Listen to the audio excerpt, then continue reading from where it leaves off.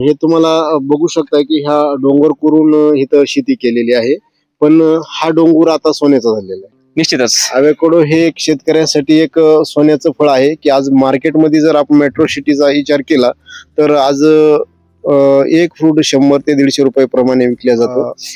मला शेतकऱ्यांच्या मुलाला एकच संदेश द्यायचा आहे की नोकरीच्या पाठीमागे न लागता आपली पारंपरिक शेती सोडून आपल्याकडे वडिलाची शेती आहे त्या शेतीमध्ये आधुनिक पद्धतीने वापर करून शेती केली पाहिजे. एक वेळेस तुम्ही शेतात काय पिकते त्यापेक्षा बाजारात काय विकते ते पहा. मित्रांनो नमस्कार. आज मी महाराष्ट्रातील बीड जिल्ह्यातील प्रगतशील शेतकरी श्री परमेश्वर थोरात यांच्या शेतामध्ये आहे, ज्यांच्या अॅव्होकॅडो शेतीनं संपूर्ण महाराष्ट्राचं लक्ष वेधलेलं आहे. मित्रांनो, आपल्या महाराष्ट्रामध्ये सगळ्यात अगोदर अॅव्होकॅडोची जी लागवड केली आहे ती श्री परमेश्वरजी थोरात यांनी केलेली आहे आणि ती बीड जिल्ह्यामधील शिवनी या गावामध्ये केलेली आहे. त्यांच्याच या अॅव्होकॅडो शेतीविषयी डिटेलमध्ये माहिती आपण या व्हिडिओमध्ये जाणून घेणार आहोत. त्यापूर्वी तुम्ही जर चॅनल सबस्क्राईब केलं असेल तर चॅनलला सबस्क्राईब करा, व्हिडिओला लाईक करा आणि जास्तीत जास्त आपल्या शेतकरी बांधवांपर्यंत हा व्हिडिओ शेअर करा. मित्रांनो, अॅव्होकॅडो शेतीबद्दल संपूर्ण माहिती आपण या व्हिडिओमध्ये घेऊयात. जसं की ही व्हरायटी कोणती आहे, त्याचबरोबर दोन झाडामधील लागवडीचं अंतर किती ठेवलेलं आहे, तसेच अॅव्होकॅडोमध्ये पाणी व्यवस्थापन, खत व्यवस्थापन, त्याचबरोबर कीड रोग व्यवस्थापन, तसेच मार्केटिंग, अशा पद्धतीच्या सर्व बाबींची चर्चा आपण या ठिकाणी करणार आहोत. नमस्ते. नमस्ते. महाराष्ट्रात सगळ्यात अगोदर अॅव्होकॅडोची शेती तुमच्याकडेच केलेली आहे, बरोबर की नाही? तर यामागील नेमका इतिहास काय आहे की तुम्ही कोणत्या वर्षी या ठिकाणी तुमच्या शिवनी या गावामध्ये अॅव्होकॅडोची शेती करण्यास सुरुवात केली आणि तुम्ही सर्वात प्रथम कुठून ही रोपे मागवली होती?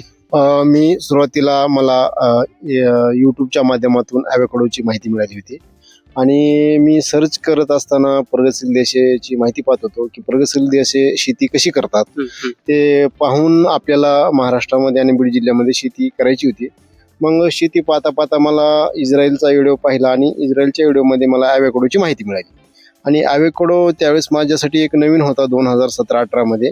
आणि मग मी तिथे सर्च केल्याच्या नंतर मला माहिती मिळाली की अॅव्होकॅडो काय असतं. मी कुठंतरी वाचलं होतं की इस्रायल हा देश शेती क्षेत्रामध्ये एक नंबरला आहे.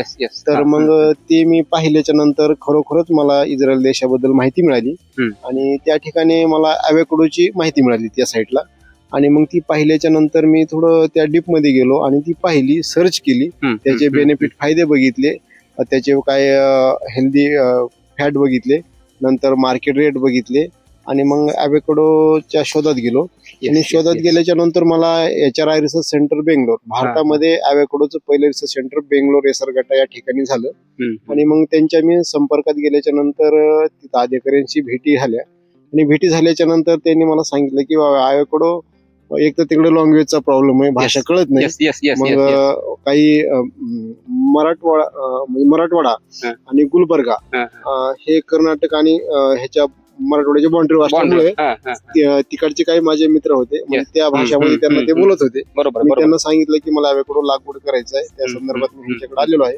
मग ते असं त्यांना सांगत होते. मग त्यांनी माझं ऐकून घेतल्याच्या नंतर मला ट्रायल बेसवर काही झाडं त्यांनी संशोधन केल्याच्या नंतर भारतामध्ये त्यांनी एक पहिली एक व्हेरायटी अॅव्होकॅडोमध्ये अर्का सुप्रीम ही व्हेरायटी त्यांनी रिलीज केलेली आणि त्याच्यानंतर दुसरी व्हेरायटी कुर्गरवी म्हणून ही रिसर्च केलेली. आणि ह्या दोन व्हेरायटी मी 2018 मध्ये इथं बीड जिल्ह्यामध्ये आणल्या आणि ती लागवड केलेली. ओके.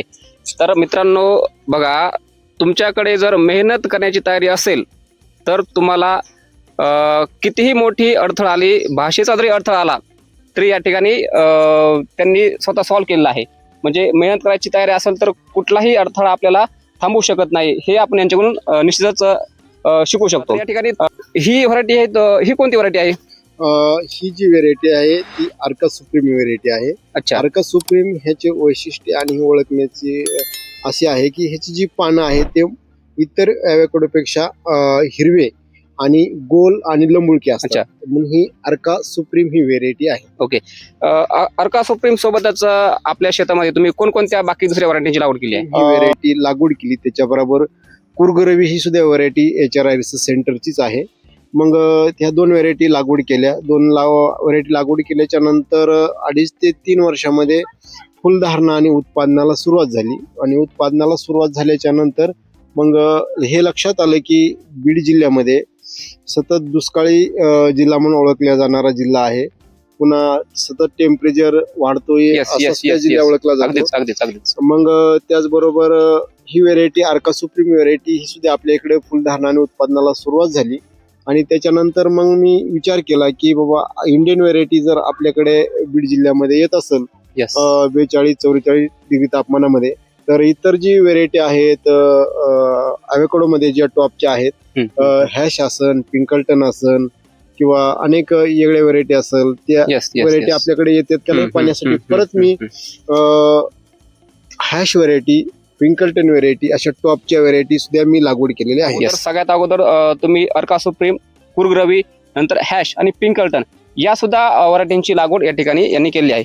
तुम्ही एवढं संशोधन केलं आहे, बरोबर आहे, म्हणजे तुमचं निश्चितच शैक्षणिक बॅकग्राऊंड चांगला असणार. म्हणजे तुमचं शिक्षण काय झालेलं आहे?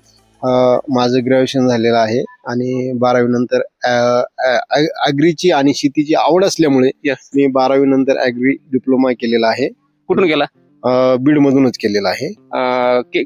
नवगण राजुरी. हा, नवगण राजुरीलाच ॲग्री डिप्लोमा केलेला आहे. आणि त्याचा ॲग्री डिप्लोमाचा इतका फायदा झाला की आज माझ्याकडे मला मापता येणार नाही इतके शेतकरी येऊन माझ्याकडून माहिती घेऊन हे तंत्रज्ञानाचा आज निश्चितच महाराष्ट्रावर करताय. हे तुमच्या मेहनतीचं फळ आहे आणि हे तुम्ही सगळ्यांना जीव तोडून सांगण्याचं हे देखील खूप महत्वाचं आहे. तर आता याच्यामध्ये तुम्ही लागवड केली आहे, तर 2 ओळीमध्ये आणि 2 झाडामध्ये किती अंतर ठेवले? ॲव्होकॅडोची लागवड ही तुम्हाला सोपी पद्धतीने गणित सांगतो. ॲव्होकॅडो हा आंबा फॅमिलीमध्ये आहे. जसं आज महाराष्ट्रामध्ये ॲव्होकॅडो जरी नाव नवीन असलं तरी जशी आंब्याची लागवड करताय 12x14, 14x16 अशा पद्धतीने ॲव्होकॅडोची लागवड 12x14 वर 14x16 वर आपल्याला करता येते. निश्चितच. तर याच्यामध्ये तुम्ही पाणी देत असताना सिंचन पद्धती कोणती वापरता, की तुम्ही मोकाट पाणी देता की ठिबक सिंचन आहे तुमच्याकडे? आधुनिक पद्धतीचा वापर करून आपण शेती करतोय. असं आहे की आपण जर 1 एकर मध्ये जर झाडं 200-300 लावली तर आपण प्रत्येक झाडाला दारे धरू शकत नाही. त्यासाठी आपण ठिबक सिंचनाचा वापर करून अर्ध्या तासामध्ये 1 एकर भिजवू शकतोय. म्हणून आपण ड्रीप इरिगेशनचा वापर करून झाडं लागवड केली. निश्चितच. तर याच्यामध्ये पाणी देण्याचं अंतर किती आहे? समजा आज पाणी दिलं तर आणखी पुढे किती का अंतर पाणी दिलं पाहिजे? ह्याच्यामध्ये असं आहे की आपण झाडाच्या एजनुसार त्याला पाणी दिलं जातं. की झाड आपण जून-जुलैमध्ये लागवड केली तर त्याला पाणी कमी लागतं. खरी पाण्याची आवश्यकता आपल्याला जानेवारी-फेब्रुवारी आहे. जानेवारी-फेब्रुवारीमध्ये अशी गरज आहे की त्यावेळेस आपल्याला जानेवारी-फेब्रुवारी तुम्हाला इथं पाहू शकताय की इथं जे फ्लोर आहे आता जानेवारी संपत आलेला आहे आणि फेब्रुवारीला सुरुवात झालेली, त्याच्यामुळे इथून पुढे त्याला पाण्याची आवश्यकता आहे. म्हणजे ज्यावेळेस फ्लॉवरिंग होते, फ्लॉवरिंग झाल्यानंतर त्याला फ्रूट सेट होईपर्यंत जास्त पाणी लागतं. जास्त म्हणण्यापेक्षा बीड जिल्हा हा आपला कमी पाण्याचा एरिया आहे. आणि ॲव्होकॅडोला सगळ्यात जास्त कमी पाणी लागतं. आपल्याला एक ॲव्होकॅडो एक फ्रूट नवीन असल्यामुळे आपल्याला वाटतं की हे खूप खर्चिक आहे. ॲव्होकॅडो हे खर्चिक नाहीये. बाहेर देशामध्ये ही जंगलामध्ये येणारे झाड आहे बघा. म्हणजे आपल्याला आजपासून माहित नव्हतं की ॲव्होकॅडो कुठे येते. म्हणजे तुम्ही संशोधन केलं म्हणून तुम्हाला हे माहित झालं. ओके. तर तुम्ही या ठिकाणी मित्र बघू शकता, यांची देखील जमीन पूर्णपणे या ठिकाणी तुम्ही म्हणत असाल की खूप काळीची जमीन लागते, भारी जमीन लागते, तर या ठिकाणी ही सुद्धा जमीन अगदी हलकी जमीन आहे. जमिनीमध्ये लागवड केली आहे. हे तुम्हाला बघू शकता की ह्या डोंगर करून इथं शेती केलेली आहे. पण हा डोंगर आता सोन्याचा झालेला आहे. निश्चितच ॲव्होकॅडो हे एक शेतकऱ्यासाठी एक सोन्याचं फळ आहे की आज मार्केटमध्ये जर आपण मेट्रो सिटीचा विचार केला तर आज एक फ्रूट 100 ते 150 रुपये प्रमाणे विकल्या जातं. आणि भारताचा विचार केला, त्यातल्यात महाराष्ट्राचा विचार केला तर 5% सुद्धा उत्पादन आज महाराष्ट्रामध्ये नाहीये. तर हे बाहेर देशातून आपल्याकडे इनपुट होतं. America, Japan, Israel, California. आणि खाण्याची जी ग्राहक आहेत, डॉक्टर लोक रिक्वायरमेंट करतात की ॲव्होकॅडो हेल्थसाठी आपल्याला खाल्लं पाहिजे. म्हणून आता युट्यूबचा आणि सोशल मीडियाचा वापर करून कुणी कोणते फळ खाल्ले पाहिजे त्याच्यासाठी yes, ॲव्होकाडो yes, आज एक yes, yes, टॉपला सर्वात जास्त विकणार आणि फायदेशीर ठरणार येस फळ येस आहे. येस निश्चितच. तर याच्यामध्ये तुम्ही जी ॲव्होकाडो लागवड जी आहे याच्यासाठी तुम्हाला पेटंट पण भेटणार आहे, कसं वाटतंय? ही तर एक माझ्यासाठीच आहे पण अख्ख्या महाराष्ट्रासाठी एक आनंदाची बातमी आहे. काही दिवसामध्येच ॲव्होकाडोचा पॅटर्न आपल्याला मिळत आहे आणि हे तुम्ही बोललात हे खरं हो. आणि महाराष्ट्राला मला पहिला पॅटर्न मी एक असं एक स्वप्न होतं की माझं शेतामध्ये काहीतरी करणं आणि त्याचं आपल्याला फळ मिळणं हे लवकरच साक्षात होणार आहे. तर निश्चित मित्रांनो, श्री परमेश्वरजी थोरात यांच्या मेहनतीचं फळ आणि त्यांच्या मेहनतीच्या फळासाठी निश्चितच त्यांच्या ॲव्होकाडो लागवडीसाठी पेटंट हे मिळणार आहे. ते ऑन द प्रोसेस आहे, हे की नाही? बरोबर. तर आता याच्यामध्ये आपण पुढे जाऊयात की काही कीड आणि रोगांचा प्रादुर्भाव होतो का? कीड आणि रोगाचा प्रादुर्भाव असा आहे की ॲव्होकाडो हे मी तुम्हाला सांगितलं की बाहेर देशामधलं जंगलातलं झाड आहे आणि ह्याला जी रोग जे आहेत ह्याची जी झाडाची क्षमता आहे, प्रत्येक झाडाची क्षमता वेगळी वेगळी आहे. प्रत्येक झाडाची स्किल, पानं, साल आणि फळ ची चव आणि ऑइल कंटेंट प्रत्येक वेगळे आहे आणि त्याच्यामुळे प्रत्येक झाडाची रोग प्रतिकार शक्ती सुद्धा वेगळी आहे. आपण ही इंडियन व्हेरायटी पाहिली जर एकदम हिरवीगार आहे आणि फुलधारणेला सुरुवात आहे. ही जगामध्ये सगळ्यात जास्त टिकवण क्षमतेला आणि इतर रोगाला न बळी जाणारी एक व्हेरायटी आहे. ही व्हेरायटी अर्का सुप्रीम HRI ही भारतामध्ये तयार झालेली म्हणून ही एकदम चांगली व्हेरायटी आहे. रोगप्रतिकार शक्तीची सर्वात जास्त आहे. मित्रांनो, हॉर्टिकल्चर रिसर्च इन्स्टिट्यूट बेंगलोर यांनी ही व्हरायटी विकसित केली आहे आणि बेंगलोरमध्ये जाऊन संपूर्ण दौरा करून त्याची सगळी माहिती घेऊन इथं यांनी लागवड केली आहे. तर सध्या जर आपल्या बाकी शेतकरी बांधवांना ॲव्होकाडोची शेती आपल्या महाराष्ट्रामध्ये, बीड जिल्ह्यामध्ये किंवा दुसऱ्या जिल्ह्यामध्ये करायची असेल तर तुम्ही याचे काही रोप वगैरे बनवता का सध्या? तर आपण शेतकऱ्यांना सोशल मीडियाच्या माध्यमातून, तुमच्या पत्रकारितेच्या आणि युट्यूबच्या माध्यमातून अख्ख्या महाराष्ट्रामध्ये ॲव्होकाडो संदर्भात माझं नाव चर्चेत आहे. त्यासाठी इतर राज्यातून, जिल्ह्यातून आणि महाराष्ट्राच्या कान्याकोपऱ्यातून मला सुद्धा सांगता येणार नाही की मला किती शेतकऱ्यांनी भेटी दिल्यात. अशा भरपूर शेतकरी माझ्या शेतावर आले. त्यातून काही शेतकरी आमची बाग बघितल्याच्या नंतर, ह्या वातावरणामध्ये हे अशी रोपं पाहिल्याच्या नंतर काही शेतकरी आम्हाला ह्याचे रोपं तयार करा आणि ह्याचे रोपं आम्हाला ह्या मराठवाड्यामध्ये, बीड जिल्ह्यामध्ये 42-45 डिग्री तापमानामध्ये रोपं तयार करून द्या आणि ते रोपं आपल्याला चांगली साथ देतील आणि रोग प्रतिकार शक्ती जास्त असल्यामुळे आपली नुकसान होणार नाही. म्हणून आपण गेल्या वर्षीपासून शेतकऱ्यांना ह्या ठिकाणी ह्या मात्र वर्षापासून रोपं तयार करून शेतकऱ्याच्या गरजेनुसार आपण त्यांना देण्याचं काम करतो. निश्चितच ही खूप अतिशय महत्वाची बाब आहे, कारण ॲव्होकाडोचं रोप आता जास्त दूर जायची गरज नाही. आपल्या महाराष्ट्रातच बीड जिल्ह्यामध्ये तुम्हाला या ठिकाणी मिळणार आहे. तर यासाठी तुम्हाला स्क्रीनवर श्री परमेश्वरजी थोरात त्यांचा मोबाईल नंबर तुम्हाला दिला आहे. त्या मोबाईल नंबरवर तुम्ही संपर्क करू शकता आणि त्यांच्याशी अधिक डिटेलमध्ये तुम्ही माहिती जाणून घेऊ शकता. तर याच्यामध्ये आता सध्या मित्रांनो फ्लॉवरिंग स्टेजला आहे हे. ज्यावेळेस याला फळ लागेल त्यावेळेस देखील आपण याविषयी स्पेशल व्हिडिओ या ठिकाणी बनवणार आहोतच. त्यापूर्वी बघा, आता याचा जो फ्लॉवरिंग पासून तो काढणीपर्यंत किती दिवस लागतो याला फळ यायला? ॲव्होकाडोला फ्लोरिंग येतं जानेवारी आणि फेब्रुवारी ह्या महिन्यामध्ये आणि त्याचे